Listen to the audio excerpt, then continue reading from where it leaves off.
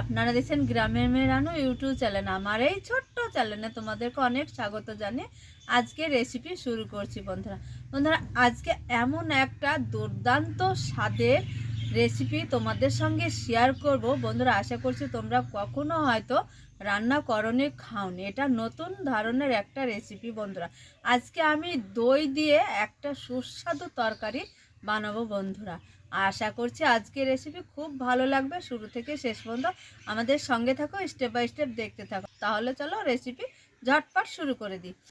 এই দইটা আমি এই যে একটা এখানে চামচ নিয়েছি, চামচ দিয়ে খুব সুন্দর করে একটু ফেটিয়ে নেব। এই রেসিপিটা ভাত, রুটি, পরোটা সব কিছুর সঙ্গে কিন্তু খেতে খুব ভালো লাগে, দারুণ লাগে। সুন্দর করে ফেটিয়ে নিয়েছি।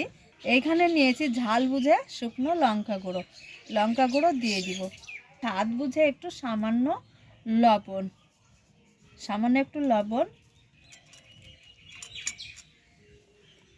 এই যে স্লাইস করা কেটে রাখা পেঁয়াজ দিয়ে, দই দিয়ে, শুকনো লঙ্কা গুঁড়ো দিয়ে আর একটু স্বাদ বুঝে লবণ দিয়ে খুব ভালো করে ঘোটানাটা করে আমি মিশিয়ে নিয়েছি। কেন হয়েছে, এবার আমি সাইডে সরে রাখবো। ঢাকা দিয়ে রেখে দিয়েছি আর উনুনটা জ্বালিয়ে কড়া বসিয়ে দিয়েছি। এইখানে রান্নার সরিষার তেল দিয়ে দেবো গরম কড়াই। বন্ধুরা এখানে দিয়ে দেবো কেটে রাখা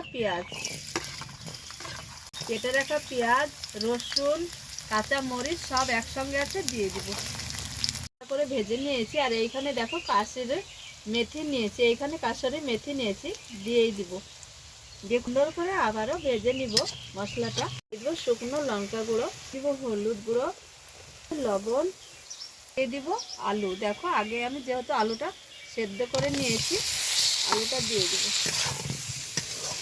ধরে আলুটা খুব ঘোটানাটা করে সুন্দর করে কষিয়ে নিয়েছি। দেখো কালারটা একদম সুন্দর শুকনো করে কষিয়ে নিয়েছি। এবার একটা প্লেটে তুলে নেব। এটা করে একটু দইয়ের আমি রেখেছিলাম বাটিতে ভিজিয়ে, গরম কড়াই দিয়ে দিব, দিয়ে একটু রান্না করে নেব। সামান্য আমচুর পাউডার, রান্নাটা তরকারি কষিয়ে নিয়েছি, দইয়ে দিয়ে দিব, দিয়ে 2 মিনিট জন্য রান্না করে নেব। আবার রেসিপিটা রান্না করে নিয়েছি।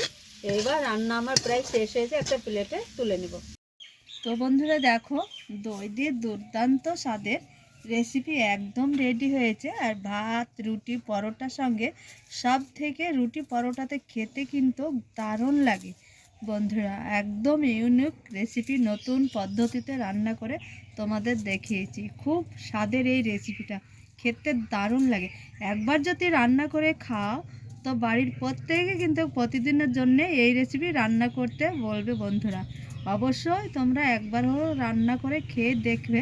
রেসিপি এইখানে শেষ করছি। পরবর্তী ভিডিও নিয়ে তোমাদের সঙ্গে দেখা হচ্ছে।